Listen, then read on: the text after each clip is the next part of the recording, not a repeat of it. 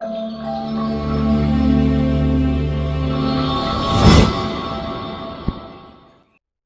श्री अकाल प्यारे बच्चों अज आपां अभाज संख्यावां बारे जाणांगे।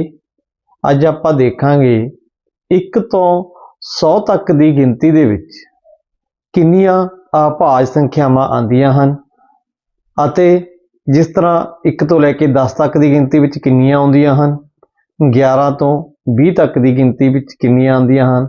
इस तरह अलग अलग इन्हां कतारां दे विच भी आपां देखांगे भी किन्नियां अभाज संख्यावां आंदियां हन अते कुल 1 तो लैके 100 तक की गिनती तक किन्नियां अभाज संख्यावां आउंदियां हन।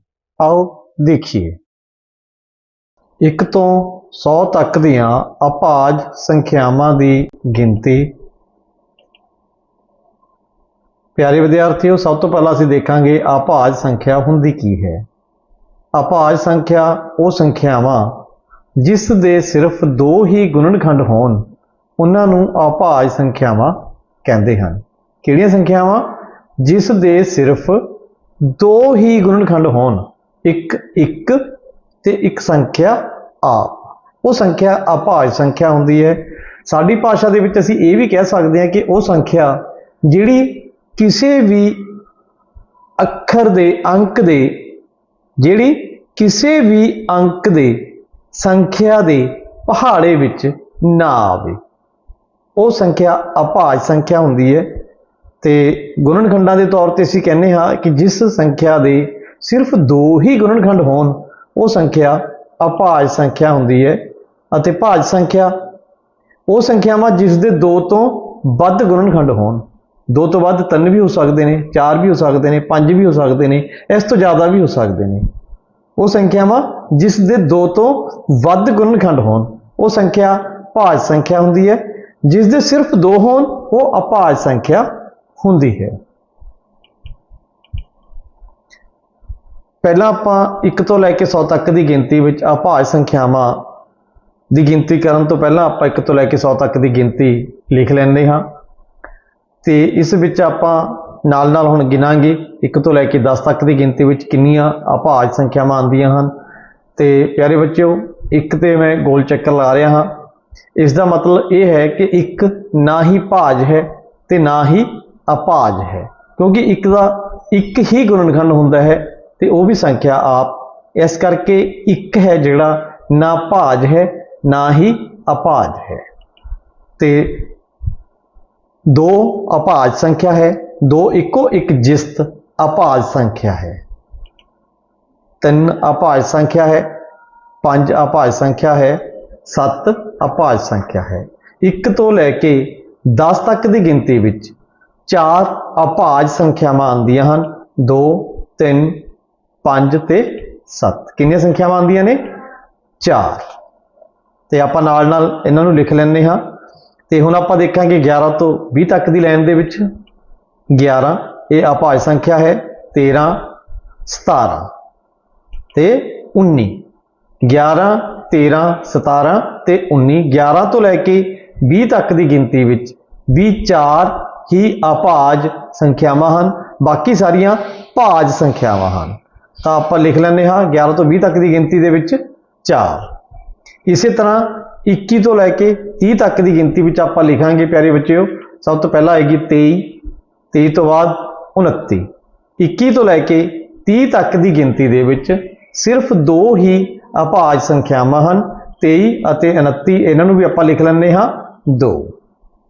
हुण आपां देखांगे 31 तो 40 तक की लाइन दे विच 31 37, 2 संख्यावां ही इस विच भी अभाज संख्यावां हन, इन्हां नूं भी आपां लिख लैंदे हां 31 तो 40 की गिनती विच 2। हुण आपां देखांगे 41 तो 50 की गिनती विच 41 43 ते 47, इस विच 3 अभाज संख्यावां हन, इन्हां नूं भी आपां लिख लैंदे हां 41 तो 50 तक की गिनती दे विच 3।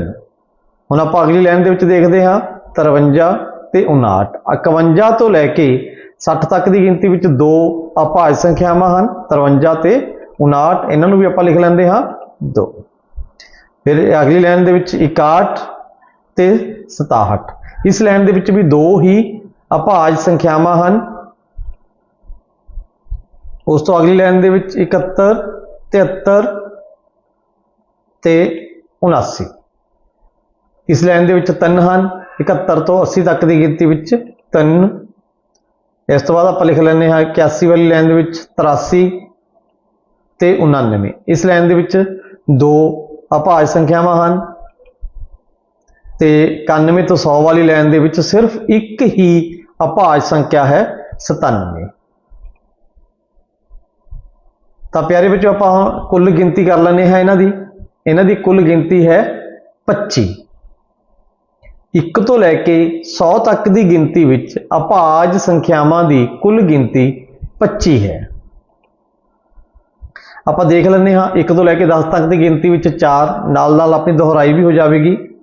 11 ਤੋਂ 20 ਤੱਕ ਦੀ ਗਿਣਤੀ ਵਿੱਚ ਵੀ 4, 21 ਤੋਂ 30 ਤੱਕ ਦੀ ਗਿਣਤੀ ਵਿੱਚ 2, 31 ਤੋਂ 40 ਤੱਕ ਦੀ ਗਿਣਤੀ ਦੇ ਵਿੱਚ 2, 41 ਤੋਂ 50 ਤੱਕ ਦੀ ਗਿਣਤੀ ਵਿੱਚ 3, 51 ਤੋਂ 60 ਤੱਕ ਦੀ ਗਿਣਤੀ ਵਿੱਚ 2, 61 ਤੋਂ 70 ਤੱਕ ਦੀ ਗਿਣਤੀ ਵਿੱਚ 2, 71 ਤੋਂ 80 ਤੱਕ ਦੀ ਗਿਣਤੀ ਵਿੱਚ 3, 81 ਤੋਂ 90 ਤੱਕ ਦੀ ਗਿਣਤੀ ਵਿੱਚ 2, 91 ਤੋਂ 100 ਤੱਕ ਦੀ ਗਿਣਤੀ ਵਿੱਚ 1।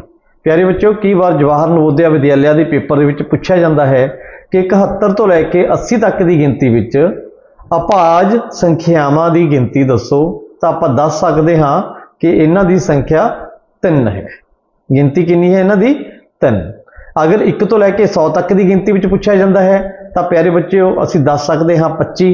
ਜਾਂ ਕਿਸੇ ਵੀ ਕਤਾਰ ਦੇ ਵਿੱਚੋਂ ਪੁੱਛਿਆ ਜਾਂਦਾ ਹੈ, ਕਈ ਵਾਰ ਕੁਐਸਚਨ ਪੁੱਛਿਆ ਜਾਂਦਾ ਹੈ ਕਿ 81 ਤੋਂ ਲੈ ਕੇ 100 ਤੱਕ ਦੀ ਗਿਣਤੀ ਵਿੱਚ ਅਭਾਜ ਸੰਖਿਆਵਾਂ ਦੀ ਗਿਣਤੀ ਦੱਸੋ, ਤਾਂ 2 ਤੇ 1 3। 81 ਤੋਂ ਲੈ ਕੇ 100 ਤੱਕ ਦੀ ਗਿਣਤੀ ਵਿੱਚ 3 ਅਭਾਜ ਸੰਖਿਆਵਾਂ ਹਨ। ਇਸ ਤਰ੍ਹਾਂ ਦੇ ਕੁਐਸਚਨ ਅਕਸਰ ਹੀ ਜਵਾਹਰ ਨਵੋਦਿਆ ਵਿਦਿਆਲਿਆ ਦੇ ਪੇਪਰ ਵਿੱਚ ਪੁੱਛੇ ਜਾਂਦੇ ਹਨ। ਪਿਆਰੇ ਬੱਚਿਓ ਤੁਸੀਂ ਇਹਨਾਂ ਨੂੰ ਦੇਖਣਾ ਹੈ, ਸਮਝਣਾ ਹੈ ਅਤੇ ਯਾਦ ਕਰਨ ਦੀ ਕੋਸ਼ਿਸ਼ ਵੀ ਕਰਨੀ ਹੈ।